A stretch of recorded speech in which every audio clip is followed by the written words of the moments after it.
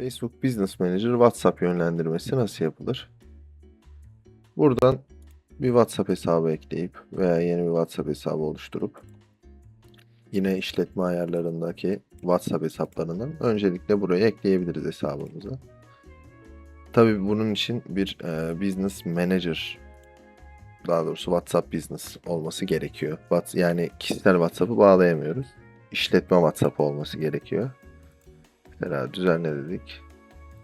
Buradan da profili bağla deyip numaranızı girip